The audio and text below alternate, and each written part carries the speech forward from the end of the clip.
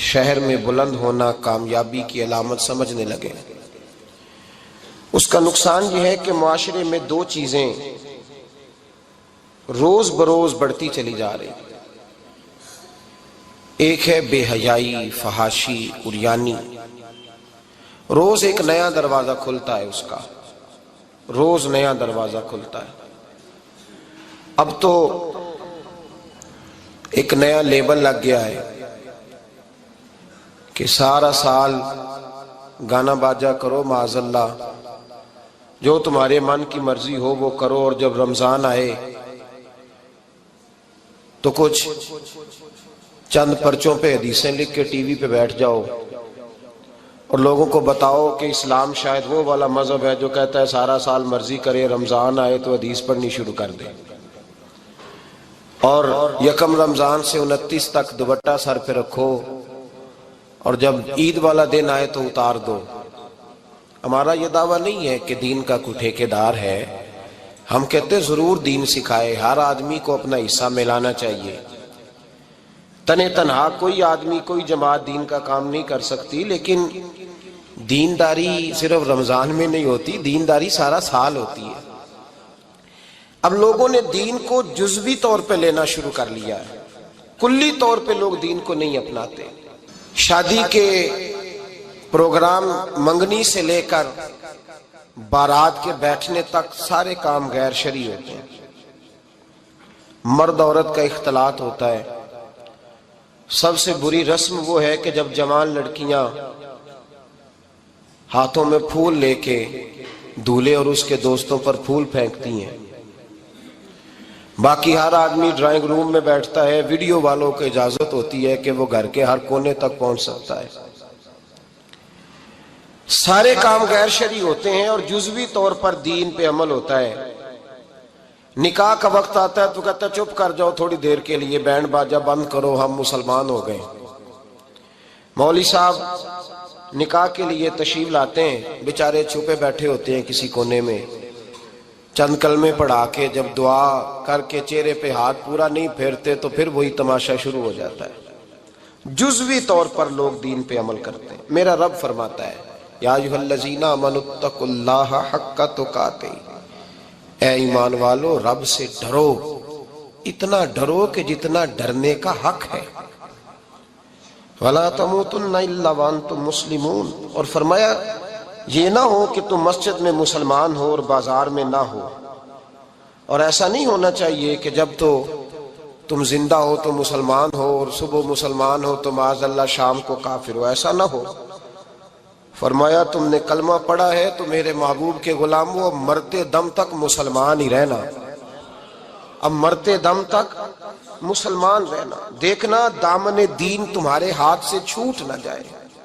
دو باتیں عام ہو گئی ہیں امت مسلمان، عام، ایک فحاشی عریانی عام ہے اور روز بروز اس کا نیا رنگ ہے۔ اب تو میں نے کہا مذہب کا ساتھ لوگوں نے تھوڑا سا ذائقہ لگا لیا ہے، کہتے نہیں رمضان میں نمازیں پڑھ لیں گے، خیر ہے، بچ جائیں گے، چھٹی ہو جائے گی۔ وہ میں ہی کیوں نہ ہوں، میں ہی کیوں نہ ہوں، عورت کے سامنے کھلے منہ بیٹھنے کی کسی کو بھی اجازت نہیں، کسی کو بھی اجازت نہیں۔ کسی نے حضرت سیدنا جنید بغدادی سے کہا تھا کہ اگر مرد عورت نیک ہوں تو پھر تو درس و تدریس ہو سکتی ہے نا، پھر تو پڑھا سکتے ہیں نا ایک دوسرے، نیک ہو، پرہیزگار ہو۔ تو دین چونکہ میرے رسول پاک کا ہے صلی اللہ علیہ، یہ کسی ایک شخص کے اٹھ کے نئی بات کرنے سے اور اس کو نیا جدید کو ٹانکا لگانے سے بدل تھوڑی جائے گا۔ حضرت جنید بغدادی سے کہہ دیا کہ حضرت جی اگر دو بندے نیک ہوں تو پھر بات چیت ہو سکتی ہے۔ تو حضرت جنید بغدادی فرمانے لگے پڑھانے والے حسن بصری ہوں اور پڑھانے والی رابعہ بصری ہو تو پھر بھی ان کو اجازت نہیں ہے، پھر بھی اجازت نہیں کہ بے پردہ ایک دوسرے کے سامنے بیٹھیں، پھر بھی ان کو اجازت، بے پردگی کی پھر بھی اجازت نہیں۔ اور میرے اعلیٰ حضرت امام اہل سنت فاضل و محدث بریلوی، دین کا اتنا بڑا سپاہی آپ کو ڈھونڈنے سے نہیں ملے گا جتنا اللہ نے بریلی میں بڑا پیدا فرمایا ہے۔ اور ہر محاذ پر کسی نے کہا حضرت جی بے پردہ بی بی مزار پہ جا سکتی ہے، اجازت ہے؟ تو قلم ہے بریلی کے بادشاہ کا، رضا کے نیزے کی مار ہے کہ عدو کے سینے میں غار ہے۔ کیا فرماتے ہیں اعلیٰ حضرت؟ آپ فرماتے ہیں کیا پوچھا تم نے، بے پردہ عورت مزار پہ پیر کے پاس جا سکتی ہے؟ میں یہ نہ پوچھو، احمد رضا سے یہ پوچھو کہ جائے گی تو لانتے کتنی برسیں گی، یہ والا سوال پوچھو۔ عام ہے بے پردگی، عام، کھلے عام۔ اور میرے بھائی، لوگ کہتے ہیں جدید ہونا چاہیے، یاد رکھو اسلام فقط گناہ سے منع نہیں کرتا، اسلام وہ دروازہ ہی بند کرتا ہے جس رستے سے گناہ ہو سکتا ہے، وہ دروازہ ہی بند ہے۔ کہا مرد اور عورت کو ایک دوسرے کا چہرہ دیکھنے کی اجازت ہی نہیں۔ میرے رسول کریم صلی اللہ علیہ وسلم نے فرمایا زنا صرف مرد اور عورت کی خلوت صحیحہ کا نام تھوڑی ہے، فرمایا جس نے اپنی آنکھ کو گندا کیا وہ آنکھ کا زانی ہے، اور جس شخص نے اپنے کان سے بری بات سنی وہ کان کا بدکار ہے، اور محبوب فرماتے ہیں جس نے اپنے آنکھوں سے بری چیز کو دیکھا وہ آنکھ کا، اور جس نے بول کر لذت کا یہ سامان فراہم کیا وہ زبان کا زانی ہے، اسے بھی قیامت کے دن اسی طرح پوچھا جائے گا جس طرح زانی کو پوچھا جائے گا۔ میرے بھائی، امت مسلمہ کا وقار، میرے رسول کریم علیہ الصلوۃ والسلام کے غلاموں کے دلوں میں شرم و حیا بھر دیا گیا۔ علامہ واقدی کہتے ہیں حضرت سعد بن ابی وقاص نے مدائن فتح کیا۔ مدائن کا ایک شہر تھا، اس کی بڑی بڑی اونچی بلڈنگیں تھیں، جو آدمی بھی جاتا تھا وہ سب سے پہلے جس شہر کی کوئی چیز معروف ہوتی ہے لوگ اس کو دیکھتے ہیں۔ اونچی اونچی بلڈنگیں تھیں، سب سے زیادہ اس شہر کے لوگوں نے اونچے مکانات اور زیادہ تعمیرات کر رکھی تھی۔ حضرت سعد بن ابی وقاص لشکر لے کے گزرے تو لشکر میں بوڑھے لوگ نہیں ہوتے، جوان لوگ ہوتے، توانا لوگ ہوتے، اور بڑے جیدار سپاہی تھے۔ 10,000 صحابہ کی جماعت تھی، حضرت سعد بن ابی وقاص امیر لشکر تھے۔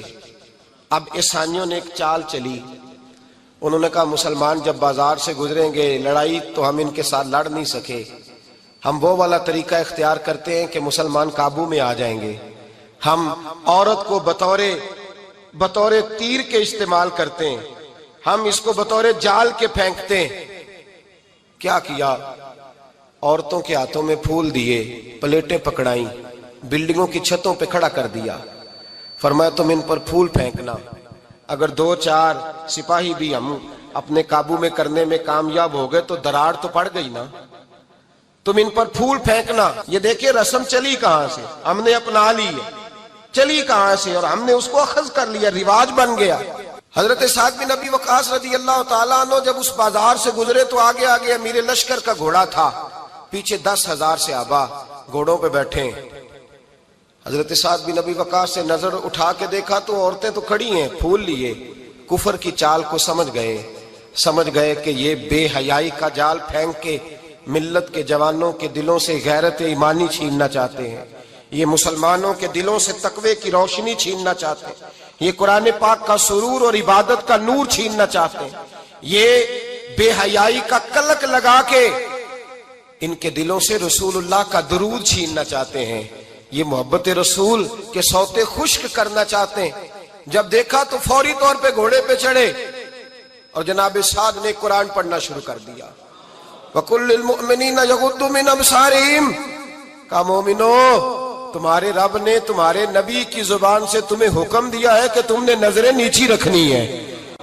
جب حضرت سعد بن ابی وقاص نے آیت پڑھی تو صحابہ کہتے ہیں ہمیں یوں لگا کہ جیسے ابھی آیت نازل ہو رہی ہے اور سیدھی دلوں سے ٹکرا رہی ہے۔ 10,000 کا لشکر گزر گیا، عورتیں پھول پھینکتی رہیں، لیکن کسی ایک صحابی نے بھی نظر اٹھا کے نہیں دیکھا۔ جب لشکر گزرا تو ان بیبیوں نے پلیٹیں پھینکی اور کہنے لگی عیسائیوں تم کتنے نالائق اور کس قدر بڑے تم بد تہذیب ہو کہ اپنی عورتیں استعمال کرتے ہو لوگوں کو قابو کرنے کے لیے، کس قدر تم زیادہ غیرت سے گرے ہوئے ہو، اور یہ کتنا اعلیٰ طبقہ ہے کہ ہم دادے توجہ دیتی رہی، انہوں نے پلٹ کے نہیں دیکھا، کہنے لگے تم جھوٹے ہو، اور جس رسول کے غلام اتنے اعلیٰ درجے کے پائے کے حیا والے ہیں وہ نبی کتنی شان والا ہوگا۔ بیبیوں نے کلمہ پڑھنا شروع کر دیا۔ بھائی یاد رکھیں یہ جو آج جگہ جگہ مسلمانوں کے خلاف کفر کی سازش ہے، میری ملت کا جوان روز رات کو 10 میسج ٹائپ کرتا ہے، یہ روز رات کو 20 نمبر اپنے موبائل پہ رکھتا ہے اور فخر کے ساتھ بیان کرتا ہے، اور بڑی تکلیف کے ساتھ بات کہنی پڑتی ہے کہ اس کے ابا جی کو بھی پتا ہے کہ بچے کے موبائل میں نمبر ہیں، اس کے گھر والوں کو بھی پتا ہے، اور لوگ ہیں کہ اس کو ایک شغل سمجھ کے، ایک چھوٹا سا بچے کا شوق سمجھ کے اس کو درگزر کر رہے ہیں۔ تجھے پتا نہیں کہ جب انسان کی یہ سوچ ہوتی ہے، جب اس کا یہ نظریہ ہوتا ہے تو ایمانی قوتیں کتنی زائل ہوتی ہیں۔ جب نوجوان کی نظر کے اندر عیب پیدا ہوتا ہے تو پھر اس سے نماز کی لذت جاتی رہتی ہے، قرآن پاک کا ذائقہ جاتا رہتا ہے، درود پاک کا ذائقہ جاتا رہتا ہے۔ اٹھائیے مسند امام احمد بن حنبل، میرے رسول کریم صلی اللہ علیہ وسلم کی بارگاہ میں صحابی نے آ کے عرض کی، یا رسول اللہ میں بڑی اچھے طریقے سے وضو کرتا ہوں، ٹائم نکال کے مسجد آتا ہوں، حضور میں پابندی سے پڑھنے کی کوشش کرتا ہوں، لیکن اے معصوم آمنہ، یا رسول اللہ میرا نماز میں دل نہیں لگتا، حضور میری طبیعت نہیں جمتی، میرا دوڑ جانے کو دل کرتا ہے، کوئی نسخہ بتلائیے۔ محبوب نے فرمایا تو اپنی نظر کو پاک کر لے، تیرے نبی کا وعدہ ہے تیرا نماز میں دل لگنا شروع ہو جائے گا۔ اپنی نظر میں پاکیزگی پیدا کر۔ محمد بن قاسم آئے، اگر یہ بات آپ کی سمجھ میں آ گئی تو حد ہو گئی۔ محمد بن قاسم جب یہاں آئے نا ہندوستان میں، تو عجیب واقعہ لکھا ہے ان کے حالات میں۔ یہاں آئے تو نیا علاقہ تھا، ہندوستان کی سڑکوں سے چوکوں سے واقف نہیں تھے۔ جب تشریف لائے، راجہ دہر ان کے مقابلے میں تھا، جنگ کرنی تھی، لشکر لائے تو خود بھی ابھی 17 سال یا 19 سال کے جوان تھے، اور ساتھ بھی لشکر جوانوں کا تھا۔ ایک بزرگ تھے قافلے میں، بزرگ کہتے ہیں میری محمد بن قاسم سے ملاقات ہوئی تو میں نے اس شخص کے چہرے پر پریشانی دیکھی، شدید تکلیف میں دیکھا، تو میں نے کہا جرنیل مسلمانوں کے تو کس پریشانی میں ہے؟ تو محمد بن قاسم کہنے لگے پریشانی یہ ہے کہ ہم عربی ہیں، یہ عجم کا علاقہ ہے، ہم تو رستوں سے بھی واقف نہیں۔ راجہ دہر سنا ہے بڑی فوج ہے، بڑی طاقت ہے، بہت پرانا یہاں کا رہنے والا ہے، چھوٹے چھوٹے مورچوں کا پتہ ہے، رستوں کا پتہ ہے، کیسے جنگ ہوگی؟ میں پریشان ہوں کہ مقابلہ کیسے ہوگا؟ وہ بزرگ کہتے ہیں میں نے بھی دعا کی، تسلی دی، میں نے کہا اللہ تیری مدد کرے گا۔ میں گزر گیا، 3-4 دن کے بعد ملاقات ہوئی تو میں نے محمد بن قاسم کے چہرے پر بڑی روشنی دیکھی، ہنستے اور مسکراتے دیکھا، توانائی دیکھی، وقار دیکھا، اطمینان اور سکون دیکھا۔ میں نے کہا خیریت تو ہے، پرسوں ترسوں تو بڑے پریشان تھے، آج کیا ہوا؟ اگر یہ بات سمجھ میں آ گئی میری ملت کے جوان کے، اگر یہ بات سمجھ میں آ گئی تو شاید اسے ڈھب اور سلیقہ آ جائے جینے کا، شاید یہ سمجھ جائے کہ میری توانائی کا راز کہاں ہے۔ کہنے لگے بھائی پرسوں ترسوں بڑے پریشان تھے، آج کیا ہوا؟ جواب دیا کہ تاریخ بنا دی، اس 17 سال کے جوان نے تاریخ بنا دی۔ کہنے لگا میں بے فکر ہو گیا ہوں، راجہ دہر میرا مقابلہ نہیں کر سکتا، وہ 2 دن نہیں کھڑا ہو سکتا میرے سامنے۔ کہا وجہ کیا ہے؟ محمد بن قاسم کہنے لگے میں نے تحقیق کی ہے، مجھے پتا چلا ہے کہ راجہ دہر ذہن کا گندا ہے، نظر کا ناپاک ہے، وہ سینے بند کا برا ہے۔ مجھے پتا چلا ہے وہ تو چچا زاد بہن کو نہیں چھوڑتا، وہ تو خالہ زاد پہ بری نظر رکھتا ہے۔ مجھے پتا چلا ہے کہ اس کے تو اپنے علاقے کی عورتیں اس کی نظر سے محفوظ نہیں ہیں۔ کہنے لگا جو گندی نظر کا جوان ہوتا ہے وہ کسی میدان میں نہیں ٹھہر سکتا۔ کہنے لگا میری 17 اور 19 سال کی جوانی ہے، مجھے قسم ہے گنبد خضرا کی، میں نے جب بھی دیکھا ہے یا مصطفیٰ کا درود دیکھا ہے یا رسول اللہ پہ نازل ہونے والا قرآن دیکھا ہے۔ میرا مقابلہ کیسے کرے گا؟ میرے مقابلے میں کیسے آئے گا؟ جو نظر کا گندا ہو، کردار کا ناپاک ہو، وہ کسی کے مقابلے میں آ سکتا؟ اور ملت کے جوان یاد رکھ، جب تک نظریں ناپاک ہوتی ہیں اس وقت تک وجود کمزور ہوتے ہیں، جب تک نظریں ناپاک ہوتی ہیں ارادوں میں دراڑیں ہوتی ہیں، جب نظریں ناپاک ہوتی ہیں پھر عقیدے متزلزل ہوتے ہیں، جب نظریں ناپاک ہوتی ہیں پھر انسان کوئی بھی مہم سر نہیں کر سکتا، اور جب نظر پاک ہوتی ہے۔ حضرت عبداللہ بن حذافہ جہاد کر رہے تھے، روم کے عیسائیوں نے گرفتار کر لیا، 1000 آدمی نے مل کے پکڑا، گرفتار نہیں ہوتے تھے صحابی، 1000 آدمی نے گھیرا ڈالا، گرفتار کر کے لے گئے۔ اور جب بادشاہ کے سامنے گئے تو وزیر کہنے لگا بادشاہ بندہ بڑے کام کا ہے، اگر ہمارے قابو آ گیا تو فائدہ دے گا۔ صحابی ہیں حضرت عبداللہ بن حذافہ، حضرت فاروق اعظم کا زمانہ ہے، اگر قابو آ گیا تو فائدہ دے گا۔ بادشاہ کہنے لگا کیوں، کیا خوبی ہے؟ کہنے لگے ہم 1000 آدمی تھے، یہ اکیلا قابو نہیں آ رہا تھا، 1000 آدمی تھے. اگر ہماری فوج میں شامل ہو گیا تو بہت بڑا جرنیل ملے گا. بادشاہ کہنے لگا کوئی مسئلہ نہیں، 2-3 چیزیں ہوتی ہیں بندے کو خریدنے کے لیے، خرید لیتے ہیں. بادشاہ کہنے لگا عبداللہ جتنی دولت تجھے چاہیے میں تجھے دے دیتا ہوں، میرے لشکر میں آ جا، معاذ اللہ اسلام چھوڑ دے. حضرت عبداللہ بن حذافہ کیا فرماتے ہیں بڑا تو بیوقوف ہے، میں نے دولت کمانی ہوتی تو مدینے میں بیٹھ کے تجارت کرتا. میں دولت کمانے نہیں نکلا، میں تو رسول اللہ کی رضا کمانے کے لیے نکلا ہوا ہوں. دولت کمانے ہوتی تو کسی مارکیٹ میں ہوتا، میدان میں آنا تھا. شہادت ہے مطلوب مقصود مومن، نہ مال غنیمت نہ کشور کشائی. یہ دولت تو لونڈی ہے رسول اللہ کے دروازے کی، یہ تو پیچھے پیچھے پھرتی ہے نبی پاک کے غلاموں. یہ کمانی ہوتی تو میں کسی مارکیٹ میں ہوتا، میدان میں تھوڑا ہوتا. عبداللہ بن حذافہ سے دوسری چال چلی. کہنے لگے میاں عہدہ جو تجھے چاہیے، میں بادشاہ ہوں، میرے نیچے جو عہدہ تو کہے گا وہ تجھے مل جائے گا. حضرت عبداللہ بن حذافہ کہنے لگے شاید تجھے پتہ نہیں میری تعریف کیا ہے، شاید تو جانتا نہیں میری تعریف کیا ہے. کہا صاحب کی کیا تعریف ہے؟ کہنے لگے میں رسول اللہ کا صحابی ہوں اور کائنات میں سب سے بڑا عہدہ مصطفیٰ کے صحابی ہونے کا عہدہ ہے.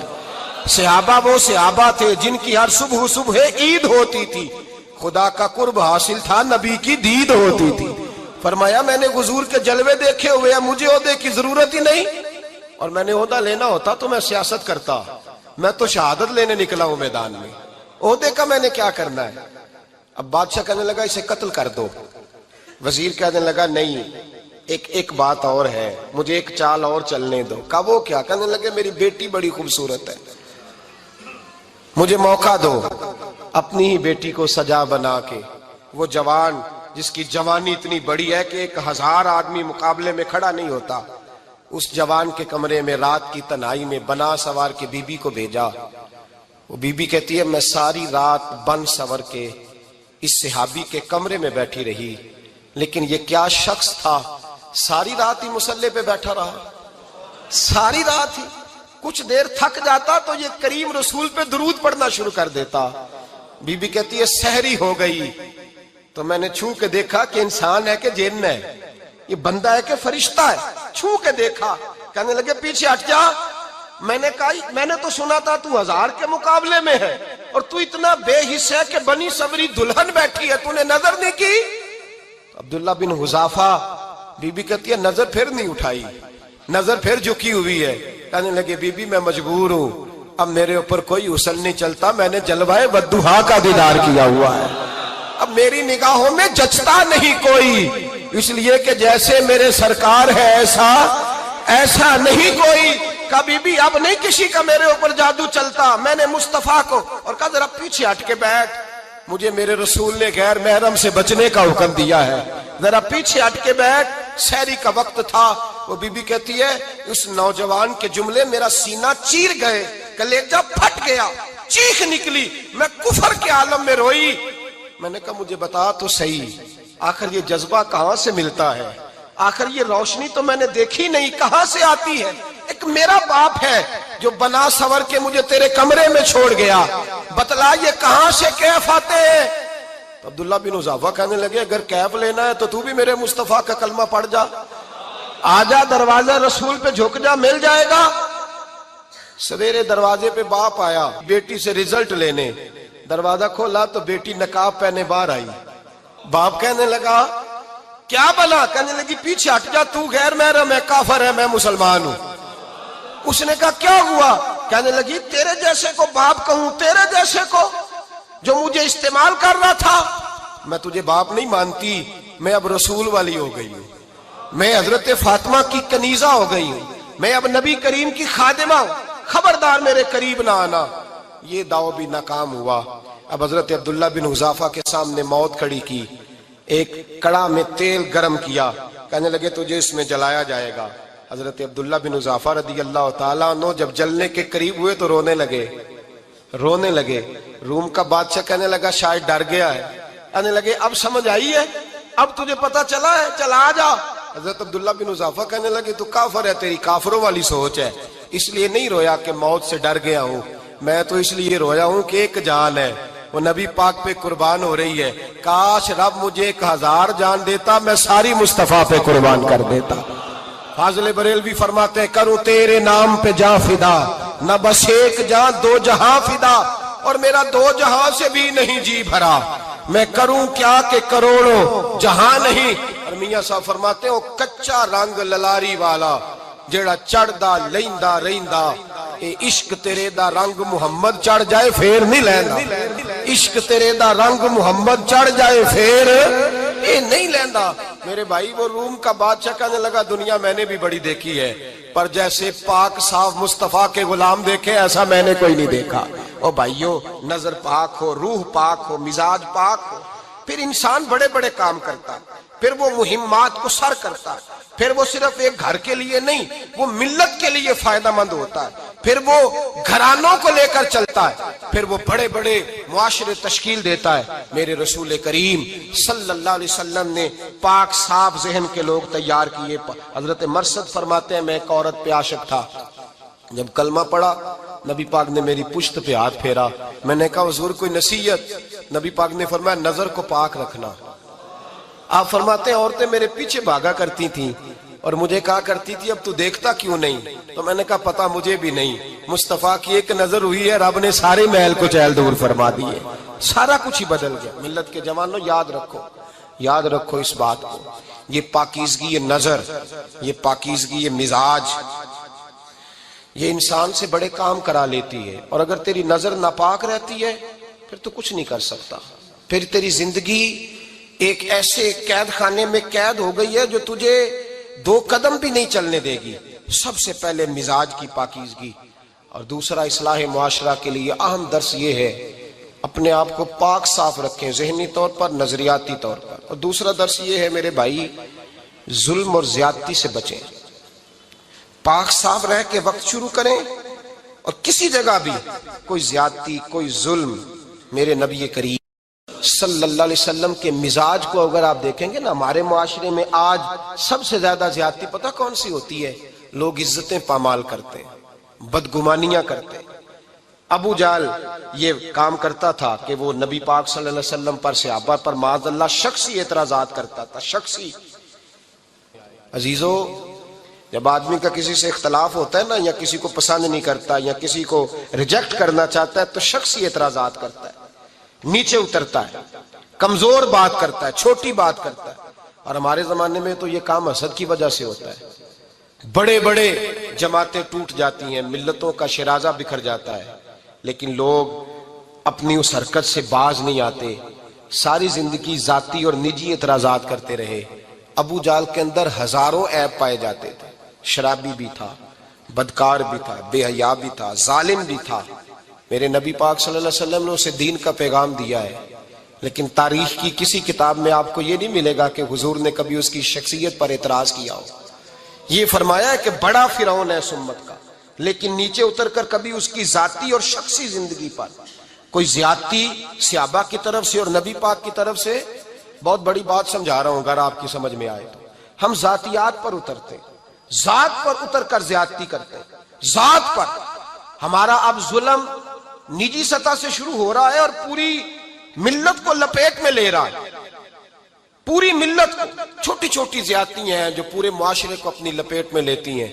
मेरे नबी करीम अलैहिस्सलाम ने जो दीन हमें दिया है वो खैर खाई का मजहब है, वो भला करने का मजहब है, वो काम आने का मजहब है, वो जुल्म से बचने का मजहब है।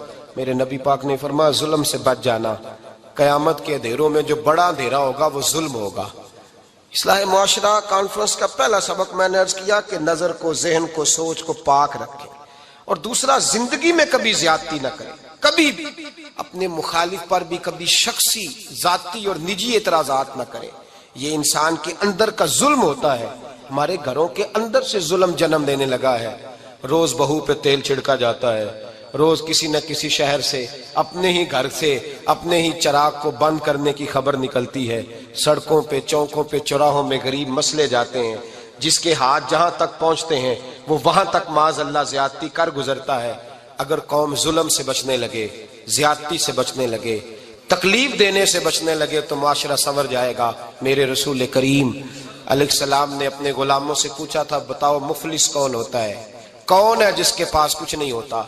صحابہ نے کہا یا رسول اللہ جس کے پاس پیسے نہ ہو، بخاری مسلم متفق علیہ حدیث ہے، نبی کریم نے فرمایا نہ بھائی، مفلس تو وہ ہوگا جو قیامت کے دن احد پہاڑ کے برابر نیکیاں لے کے آئے گا۔ یا رسول اللہ اتنی نیکیاں پھر بھی مفلس ہے، پھر بھی غریب ہے؟ تو نبی پاک نے فرمایا نیکیاں پہاڑ کے برابر ہیں، پر اس نے چغلیاں بڑی کی ہیں، غیبتیں بڑی کی ہیں، مذاق بڑے اڑائے، اس نے لوگوں پر پھبتیاں بڑی کسی ہیں، تان و تشنی بڑے کیے، ظلم بڑے کیے، گالی بڑی دی، لوگوں کے بارے میں بری باتیں کی۔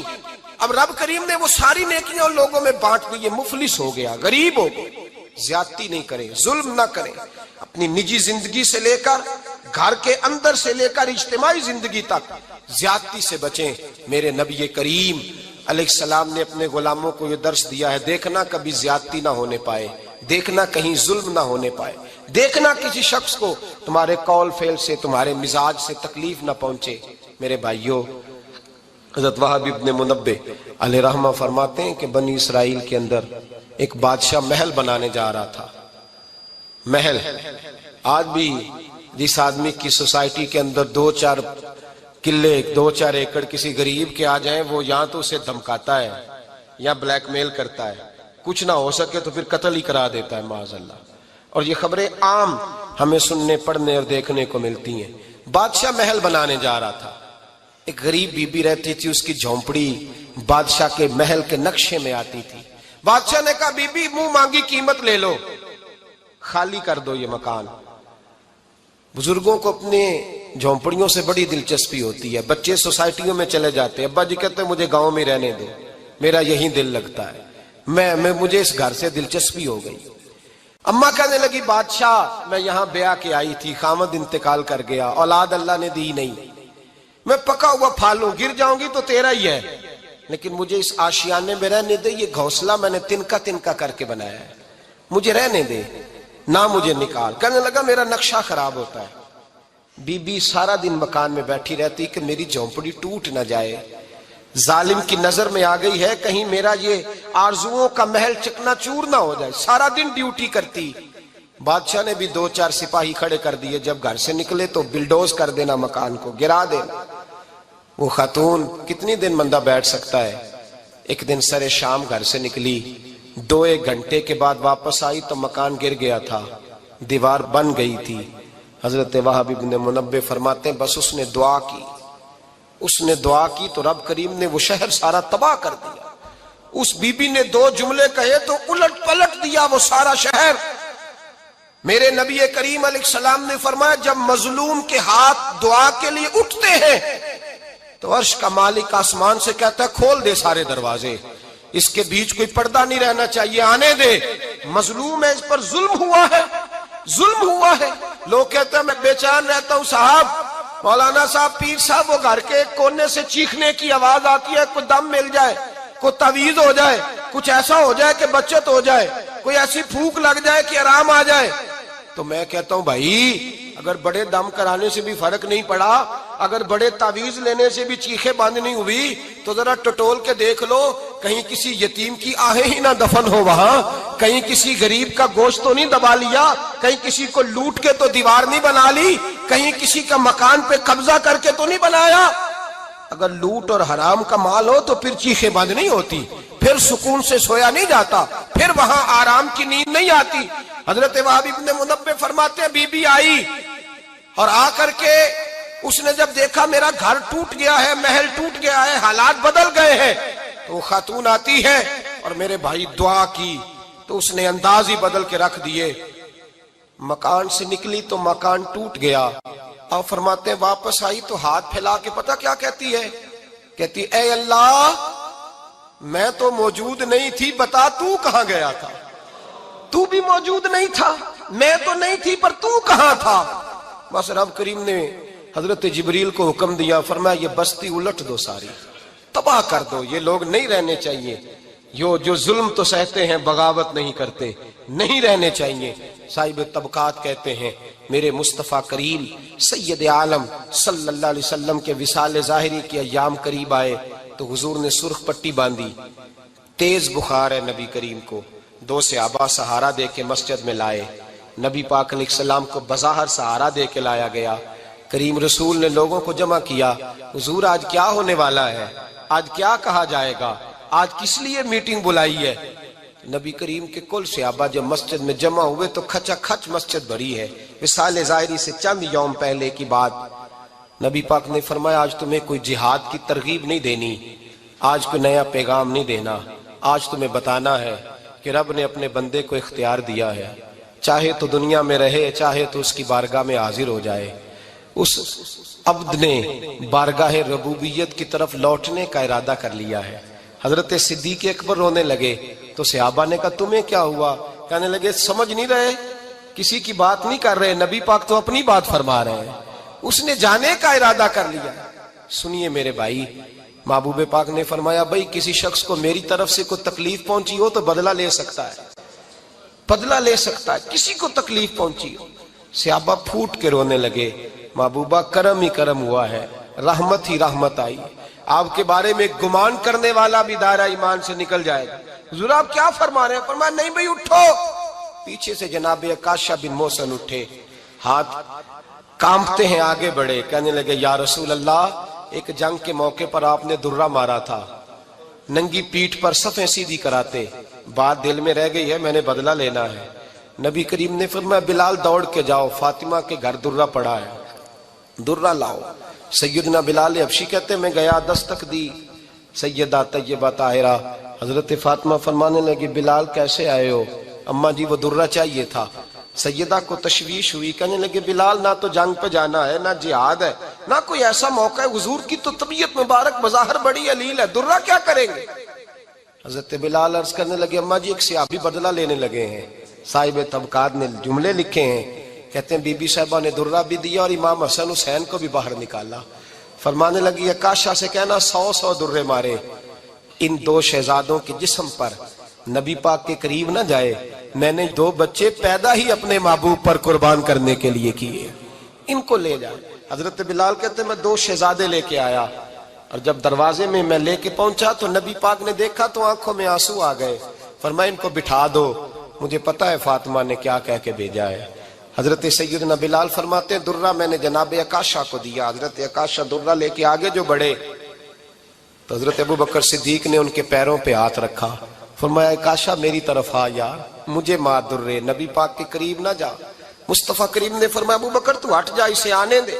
فرماتے ہیں میں چند قدم آگے گیا تو مولا علی شیر خدا نے میرے پیر پہ ہاتھ رکھا، کہنے لگے عکاشہ سوچ تو صحیح تو کیا کر رہا ہے؟ حضور نے فرمایا علی ہٹ جاؤ، میرا اور ان کا معاملہ ہے۔ جناب عکاشہ آگے بڑھ رہے، نبی کریم نے فرمایا میں اپنی امت کو درس دینا چاہتا ہوں، خبردار خبردار زندگی میں تمہارے ہاتھ سے زبان سے کسی کو تکلیف نہ پہنچنے پائے، خبردار یاد رکھنا وہ معاشرے بگڑ جاتے ہیں، وہ معاشرے تباہ کر دیے جاتے ہیں جہاں ظلم ہوتا ہے، جہاں زیادتی ہوتی ہے، جہاں لوگوں کو ستایا جاتا ہے۔ محبوب کریم کے قریب آئے حضرت عکاشہ کا، حضور میری پیٹھ ننگی تھی، آپ بھی ذرا کپڑا ہٹائیے۔ نبی کریم نے پیٹھ سے کپڑا ہٹایا، جناب عکاشہ نے درہ جو اٹھایا تو صحابہ کی چیخیں نکلی، حضرت عکاشہ نے درہ دور پھینکا، حضور کے بطن اطہر سے لپٹ گئے، چومنے لگے، کہنے لگے حضور وہ تو صفیں سیدھی کراتے لگ گیا تھا، آپ نے کہاں مارا تھا؟ یا رسول اللہ میں تو بہانہ بنا رہا تھا کہ جاتی دفعہ مجھے وجود چومنے کا موقع نصیب ہو جائے، مجھے یہ موقع نصیب ہو جائے۔ میرے حبیب نے فرمایا جس نے جنتی دیکھنا ہو میرے عکاشہ کی زیارت کر لے۔ بھائی ظلم کا دروازہ کھلا ہوا ہے اور لوگ بھول جاتے ہیں زیادتی کرتے ہوئے، وہ بہو سے ہی کیوں نہ کریں، وہ اپنے گھر کے بھول جاتے ہیں کہ شاید پوچھنے والا کوئی نہیں، شاید میزان نہیں لگے گا۔ ایران کے بادشاہ نے اپنے بیٹے کو پڑھانے کے لیے ایک استاد صاحب کا بندوبست کیا۔ استاد صاحب کو کہا کہ میرے بچے کو دین پڑھائیے، میں چاہتا ہوں کل اس نے عنان حکومت کو سنبھالنا ہے تو یہ دین سے آگاہ ہو جائے، اس کو کچھ سکھائیے پڑھائیے۔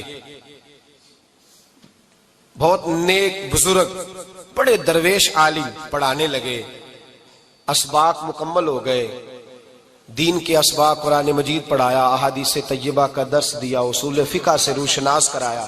جب بچے نے مکمل تعلیم حاصل کر لی اور آمین ہو گئی، دستار ہو گئی، فارغ ہو گئے، تو پھر ایک دن استاد صاحب نے کہا بیٹے کل تم نے ضرور آنا ہے، کچھ بات کرنی ہے۔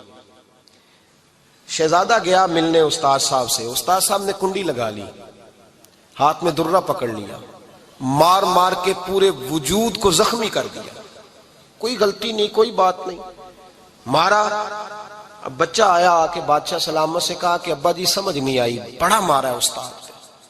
तो सियाने थे ना बादशाह, यहां तो कारी साहब रोज कटहरे में खड़े होते हैं, मौलवी साहब आपने मेरे बच्चे को क्यों मारा है, आप 8,000 के मौलवी हैं, मेरा कई करोड़ का बच्चा है, सवेरे बदल लेंगे, खबरदार आपने बच्चे को हाथ लगाया, अपनी हैसियत में रहे माज़अल्लाह। जो कौमें उस्तादों को कटहरों में खड़ा करती हैं वो तरक्की नहीं कर पाती, जो उस्तादों को कटहरों में रोज खड़ा करती। कहा अब्बा जी बड़ा मारा है, तो वालिद बड़े समझदार थे, कहने लगे बेटा उस्ताद बाप होता है, वो ज्यादती नहीं करता, कोई बात होगी, मैं तेरे उस्ताद को कटहरे में नहीं बुलाऊंगा। अम्मा से बात की, अम्मा कहने लगी बेटा मैं तेरे बाप से कैसे बात करूं, डर आता। वक्त गुजर गया, 22 साल बीत गए, 22 साल गुजर गए, बादशाह का इंतकाल हुआ, शहजादा तख्त पे बैठा, पहला हुक्म ये दिया कि मेरे उस्ताद को बुलाओ, पहला हुक्म। उस्ताद जी बूढ़े हो गए थे, छड़ी के ऊपर टेक लगा के आए और भवें सफेद होके झुक गई थी, यूं आंख खोल के बड़ी मुश्किल से देखा, कहने लगे शहजादे हुक्म हो। कब मैं शहजादा नहीं, अब मैं बादशाह बन गया हूं। उस्ताद जी 22 साल बीत गए, आपने मारा था, पर वो दर्द चूंकि ज्यादती की थी, मेरा कसूर कोई नहीं था, तो ना मेरी रूह से दर्द गया है ना मेरे जिस्म से गया है, मैं बेख्तियार था, पूछ नहीं सकता था, आज बाइख्तियार हुआ हूं। सबसे पहले पहला हुक्म आपको दिया, बुलाया है, बताए क्यों मारा था, क्यों मुझे मारा था, मेरी ज्यादती बताए। तो उस्ताद, बूढ़े उस्ताद की आंखें आंसुओं से भर गईं, कहने लगे बेटे बस आज के दिन के लिए मारा था, ये जो दिन आ गया ना मेरी जिंदगी में, इसलिए मारा था, ये मैं चाहता था मेरी जिंदगी में वक्त है, आज के बस मेरी मुराद पूरी हो गई। कहा साहब किस लिए, मुझे भी समझाए। आप फरमाने लगे कितनी देर हो गई तुझे मार खाए हुए, कितना जमाना बीत गया। कहने लगा 22 साल। फरमाया जख्म भूले तो नहीं, दर्द खत्म तो नहीं हुई, तुम्हें बात एक मिनट के लिए भी तुम्हारे हाफजे से महव तो नहीं हुई। का उस्ताद जी रोज रात को याद आती, रोज ख्याल आता था। उस्ताद कहने लगे भाई तू बेख्तियार था, पूछ नहीं सका, 22 साल तुझे याद रहा, मुझे पता था तू एक दिन हुक्मरान बनेगा, मैंने तुझे इसलिए मारा था कि बेटे याद रखना, किसी पे जुल्म न करना। अगर तुझे 22 साल तक याद रहा है तो जिस पर तू जुल्म करेगा उसे भी कयामत तक याद रहेगा।